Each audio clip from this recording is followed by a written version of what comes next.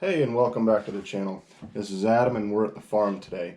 We're still working on this C10 build. I'm really excited to see where this thing's going to go. This is phase 3 to this build. Before I really get into the build, I kind of want to cover a few things. One, I think I'm going to name the channel, or rename the channel, The Hobby Farm. So why that is because it's kind of being built for me and the family for all of our hobbies. And one of those hobbies is RCs, and maybe some of our other hobbies are kayaking, or and the farm aspect of it is we live on and work on a working farm. So you may see livestock, you may see some goats, you may see some tractors running, something, anything like that. So I was thinking about renaming the channel, rebranding the channel, maybe The Hobby Farm, and it kind of encompasses everything that we do or what we find interesting. So with that being said, I'd like to introduce a very special member of the Hobby Farm. This is Coco. She is a bottle baby, and she is going to be participating in helping me build this C10 today. So she is just 2 days old. She was a member of 4 out of her mama. She has 3 other brothers that are similar to her. And yes, she has a cute little diaper on. So she's going to be hanging out with me while we do this build and kind of just be up here as a cute little package of lovely goodness. I cannot say she's not going to get up and try to stand up, but she's going to be with us throughout this thing. Okay, so moving on to this build. So I've got a couple parts that we're going to throw on to kind of finish up this build for phase 3. I'm looking at probably doing a 4th phase as well. So let's go ahead and jump in and go over those parts. Okay, so we've got a Treel front and diff cover that we're going to go ahead and throw on there, get a little bit more weight on the low end up front. While we're in there, I think I'm going to go ahead and do those overdrive gears. These are from Injora. I also have some from Treel as well, but I'm going to try out these Injoras and see how they do. That's a 13.2 to get a little bit more overdrive in the front, 23% to be exact in the front. There's also some little guy racing parts, 54mm shocks. I'm really excited to see how those kind of turn out on the vehicle, see if I can get a little bit more articulation out of it. And here's some Grizzly Works RC. This is their version 1 low center of gravity kit. Get that battery moved up and the ESC moved back, switch things around in there. And I think the biggest thing that I'm really excited about is the RCA 4-wheel drive portal axles. They are a beautiful cherry red. It's actually very close to this. I'm really excited to see what they look like on here and how they perform. Also, I went ahead and redone the track. It was really easy the last time we went up it with that Torque Beast 50 from Mofo RC. It was really nice. It was just kind of like cruising on the beach, really. So what I did is I went ahead and redid it and added some bigger boulders to the sides, moved that center block down a little bit, and made some just changes to it. Make the RC truck articulate more, have to work more, and get what we're wanting out of the build is kind of where I'm wanting to go. What I'm going to go ahead and do is I'm going to go ahead and dig into this build, get started, and I'll see you guys here in a minute. Take a look at this bad puppy. Look at that front bumper. Isn't that just glorious? Here we are.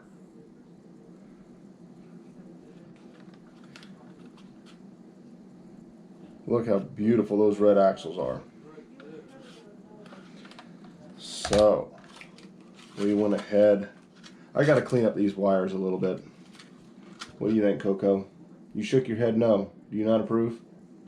I think she approves. She probably doesn't approve of the nasty wire configuration, but ESC in the back, battery up front, and those just gorgeous anodized red. I love it. It is just fantastic. I cannot wait to see how this thing performs. It is awesome. Very, very awesome.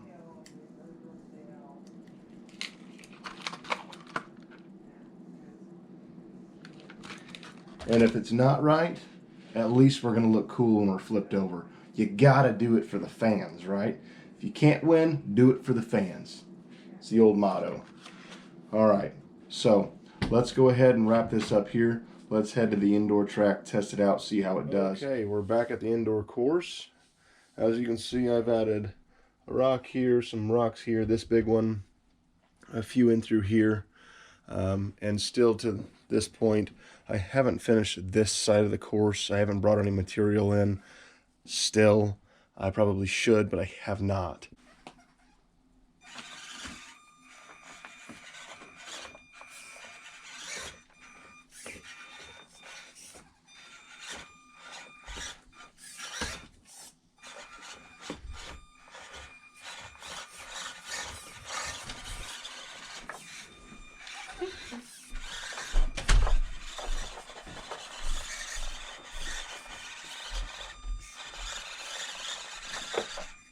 Went up it with ease. I love that. That is awesome. Let's do it again. I may have to make this track a little bit more difficult, rearrange it again. I'm not really sure I want to, but this thing's just going up it with such ease. I may need to do that.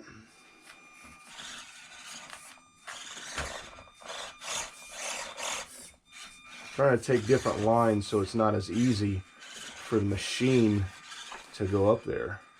But look at that flex right there. I mean, that's not good.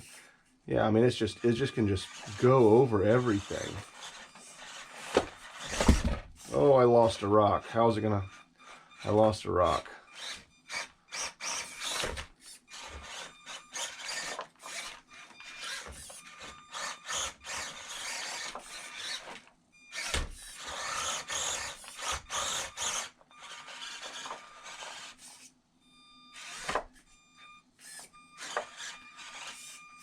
Can we still make it up this without that rock being over there? That was a centerpiece to help keeping everything kind of locked into place, but we're going to find out. Here we go.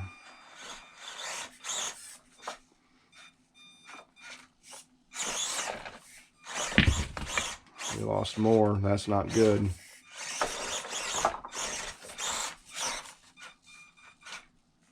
Look at that all the way back there, all flexed out.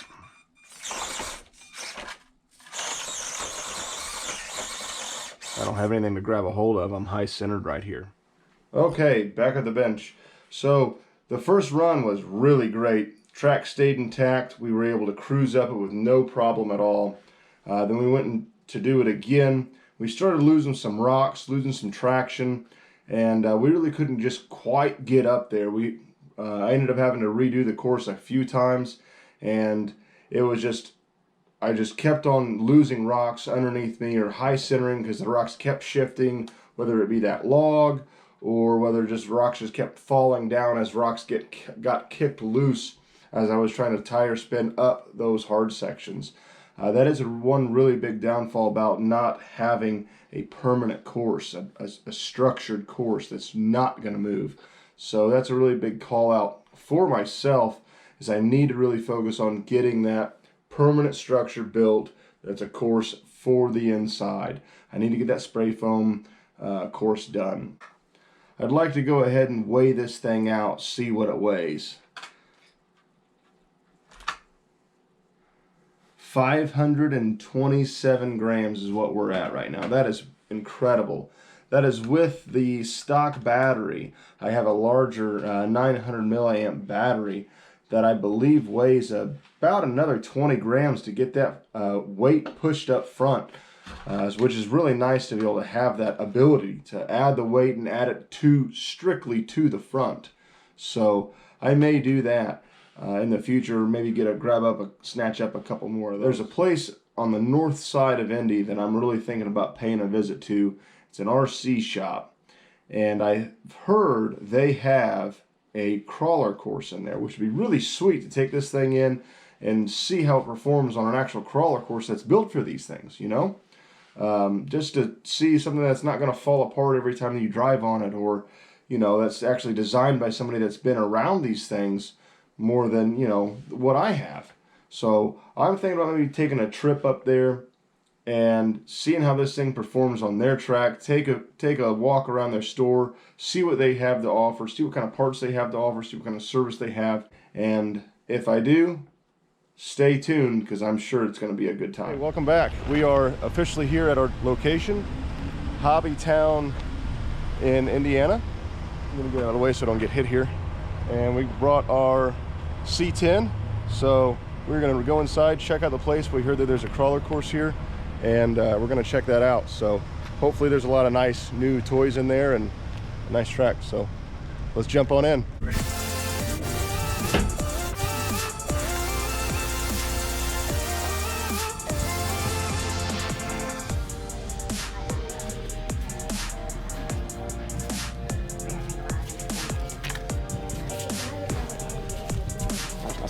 here.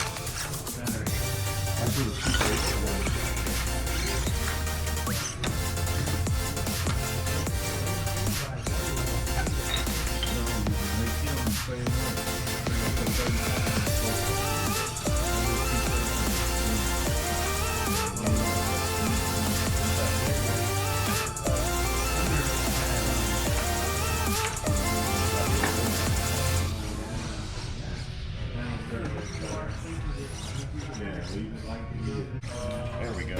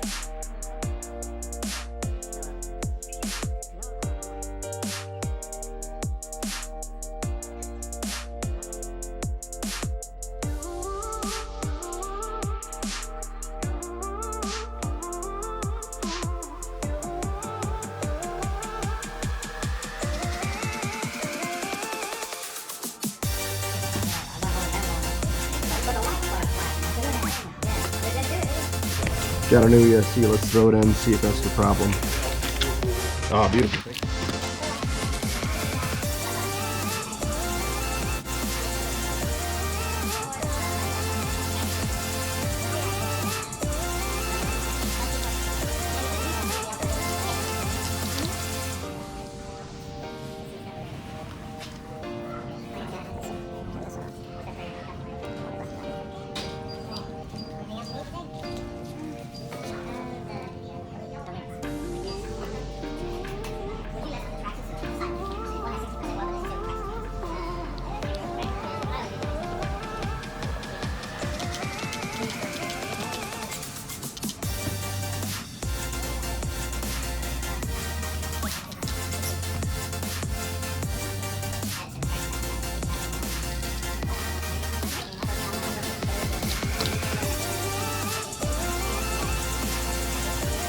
Alright, relax. So we don't burn it fast.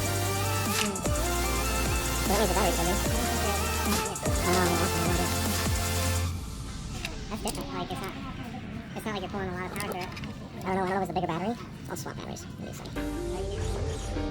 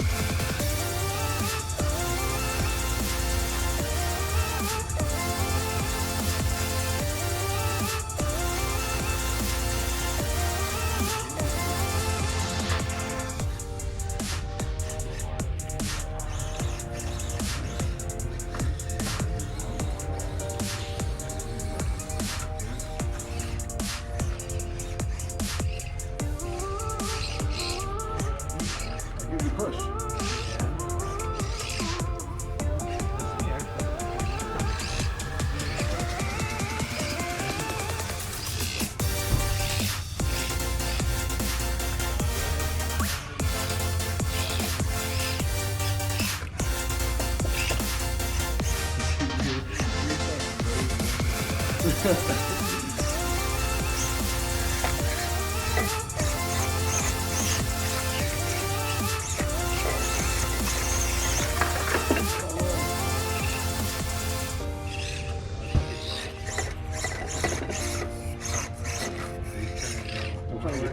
to get up close on that rock.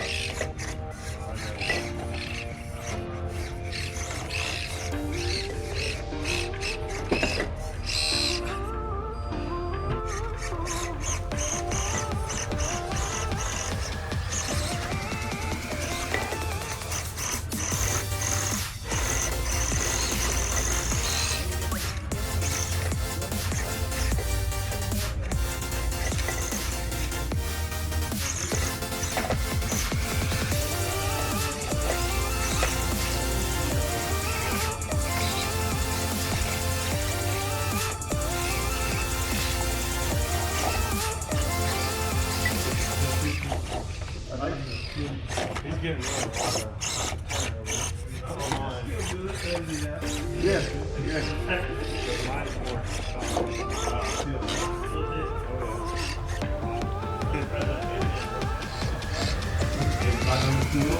Yeah. Well, yeah, no kidding.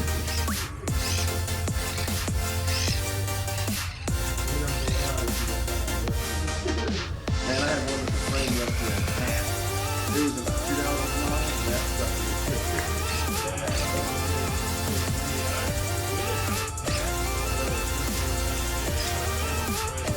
yeah. That's not good.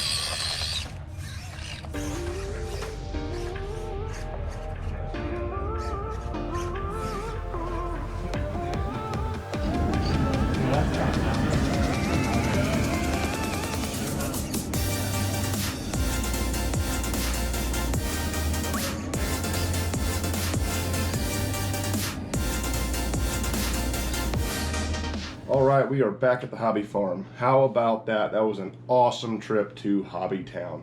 Before I jump into that review of that footage and the truck, I want to show you guys Coco. She is doing much better. She is still wearing her cute little diaper, and she has her legs about her. I don't know if she can stand up on the slick surface, but she is doing great. She's following us all over the house and has a lot more energy. The first time you guys saw her, she was just a few hours old. I think she's probably, I don't know, 5 or 6 days old now at this point. So she is doing really good. So is her older brother. Her older brother is not annoying at all. All right, enough about Coco. I will say though, if you do hear some tiny goat screams, we do now have 3 of the goats in the house. They're all in diapers. They are all triplets. So mom can only have 2 babies. Anyhow, enough of that. So let's jump into this bad puppy. This thing did awesome. I couldn't believe it. It crawled. That was a 10th scale course that we were participating on. It wasn't even built for the 24s. Hobbytown did a great job at putting it together, and really nice people there. Talked to a couple guys that worked in the mechanics area, and that also did some 10th scale crawling. It was just fantastic day. There was a point in the footage that I was going through the back part, and I was kind of stuck, so I kept on trying to goose it, you know, and I heard this pop, and I'm like, oh no, what is that? So I go over to it and I lift the hood, and I'm like, what is this? And my ECU starts smoking. And I'm like, well, that's bad. That probably means I burnt the battery. I don't know why my ECU smoking means I burnt my battery up, or my motor up, but that's what logically happened in my brain. So what I did was I went ahead, I was running the Torque Beast 50 on the track at the beginning of the day, and I thought, like I said, I'd burn it up, so I went ahead and switched the Endura purple motor.